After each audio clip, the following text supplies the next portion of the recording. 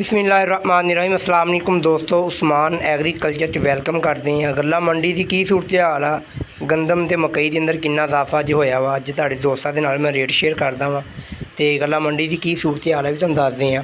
ਤੇ ਇਸ ਤੋਂ ਪਹਿਲੇ ਮੇਰੀ ਆਪ ਦੋਸਤਾਂ ਨੂੰ ਗੁਜ਼ਾਰਿਸ਼ ਹੈ, ਜਿਹੜੇ ਦੋਸਤ ਚੈਨਲ ਤੇ ਨਏ ਆ ਉਹ ਚੈਨਲ ਨੂੰ ਸਬਸਕ੍ਰਾਈਬ ਕਰ ਲਓ ਦੋਸਤੋ, ਤਾਂ ਕਿ ਤੁਹਾਨੂੰ ਗੱਲਾਂ ਮੰਡੀ ਦੇ ਡੇਲੀ ਦੇ ਰੇਟ, ਟਰੈਕਟਰਾਂ ਦੇ ਡੇਲੀ ਦੇ ਰੇਟ, ਉਸ ਤੋਂ ਬਾਅਦ ਹਲ ਰੂਟਾਵੇਟਰ ਦੇ ਜਿਹੜੇ ਵੀ ਰੇਟ ਆ, ਹਰ ਇੰਡਸਟਰੀ ਦੀ ਵੀਡੀਓ ਤੁਹਾਨੂੰ ਦੋਸਤਾਂ ਨੂੰ ਇਨਸ਼ਾਅੱਲਾ ਪਹੁੰਚਦੀ ਰਹੂਗੀ।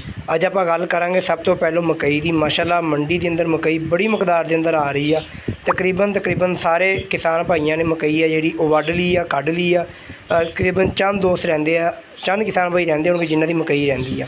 ਬਾਕੀ ਮੰਡੀ ਦੇ ਅੰਦਰ ਬੜੀ ਮਕਦਾਰ ਦੇ ਅੰਦਰ ਮਕਈ ਆ ਰਹੀ ਹੈ। ਤੁਸੀਂ ਚੈੱਕ ਕਰਦੇ ਪਏ ਮਾਸ਼ਾਅੱਲਾ 200 300 400 ਮਣ ਦੀ ਢੇਰੀ ਪਈ ਹੋਈ ਆ।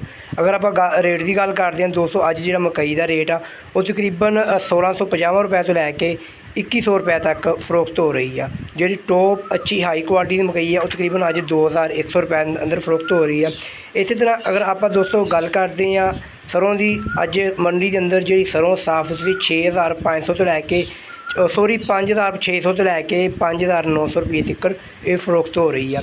ਅਗਰ ਆਪਾਂ ਦੋਸਤੋ ਗੱਲ ਕਰਦੇ ਹਾਂ ਤਿਲ ਤਿਲੀ ਅੰਦਰ ਜਿਹੜਾ ਅੱਜ ਤਿਲ ਤਿਲੀ ਦਾ ਰੇਟ ਆ 12500 ਤੋਂ ਲੈ ਕੇ 13000 ਰੁਪਏ ਤੱਕ ਫਰੋਖਤ ਹੋਣ ਡਿਆ ਵਾ। ਅਗਰ ਆਪਾਂ ਦੋਸਤੋ ਗੱਲ ਕਰਦੇ ਹਾਂ ਕਪਾਹ ਰੂਈ ਦੀ, ਕਪਾਹ ਰੂਈ ਪੰਜਾਬ ਦੇ ਮੰਡੀਆਂ ਦੇ ਅੰਦਰ ਬਹੁਤ ਕਮ ਮਕਦਾਰ ਦੇ ਅੰਦਰ ਆ ਰਹੀ ਹੈ। ਤਕਰੀਬਨ 2-3 ਮੰਡੀਆਂ ਛੱਡ ਕੇ 1-2 ਮੰਡੀ ਦੇ ਅੰਦਰ 1-2 ਢੇਰੀ ਆ ਰਹੀ ਹੈ। ਅਗਰ ਗੱਲ ਕਰੀਏ ਪਰ ਰੇਟ ਦੀ ਤਕਰੀਬਨ 11000 ਦੇ ਅੰਦਰ ਫਰੋਖਤ ਹੋ ਰਹੀ ਆ। ਤੁਸੀਂ ਦੇਖਦੇ ਪਏ ਮੰਡੀ ਦੇ ਅੰਦਰ ਮੈਨੂੰ ਕਿਤੇ ਕਪਾਹ ਨਹੀਂ ਨਜ਼ਰ ਆ ਰਹੀ।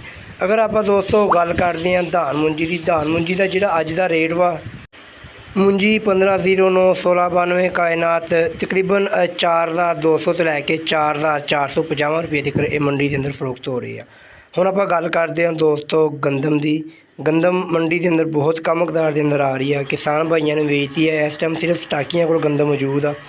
ਬਹੁਤ ਕਮ ਮਕਦਾਰ ਦੇ ਅੰਦਰ ਕਿਸਾਨ ਭਾਈ ਗੰਦਮ ਲੈ ਕੇ ਆ ਰਹੇ। ਅਗਰ ਆਪਾਂ ਗੱਲ ਕਰੀਏ ਰੇਟ ਦੀ, ਅੱਜ 2600 ਰੁਪਏ ਤੋਂ ਲੈ ਕੇ 2750 ਰੁਪਏ ਤੱਕ ਜਿਹੜੀ ਗੰਦਮ ਆ ਉਹ ਫਰੋਖਤ ਹੋ ਰਹੀ ਆ। ਬਹੁਤ ਕਮ ਢੇਰੀ ਆ, ਬਹੁਤ ਅੱਛੀ ਤੋਂ ਅੱਛੀ ਢੇਰੀ ਜਿਹੜੀ ਆ 2750 ਦੀ ਫਰੋਖਤ ਹੋ ਰਹੀ ਆ। 2750 ਰੁਪਏ ਦਾ ਰੇਟ ਸਿਰਫ ਉਹੀ ਲੈ ਕੇ ਜਾ ਰਹੇ ਆ ਕਿਸਾਨ ਭਾਈਆਂ ਕੋਲੋਂ ਜਾਂ ਆੜ੍ਹਤੀਆਂ ਕੋਲੋਂ ਜਿਨ੍ਹਾਂ ਨੇ ਘਰਾਂ ਵਾਸਤੇ ਖਰੀਦਣੀ ਹੈ, ਖਾਣ ਵਾਸਤੇ ਲੈ ਕੇ ਜਾ ਰਹੇ ਆ। ਇਹ ਸੀ ਦੋਸਤੋ ਅੱਜ ਗੱਲਾਂ ਮੰਡੀ ਦੀ ਅਪਡੇਟ ਜਿਹੜੀ ਤੁਹਾਡੇ ਦੋਸਤਾਂ ਨਾਲ ਮੈਂ ਰੇਟ ਸ਼ੇਅਰ ਕੀਤਾ। ਇਨਸ਼ਾਅੱਲਾ ਇੱਕ ਨਵੀਂ ਵੀਡੀਓ ਨਾਲ ਦੁਬਾਰਾ ਮਿਲਾਂਗੇ। ਦੋਸਤਾਂ ਦਾ ਬਹੁਤ ਸਾਰਾ ਖਿਆਲ ਰੱਖਿਓ। ਅੱਲਾ ਹਾਫਿਜ਼।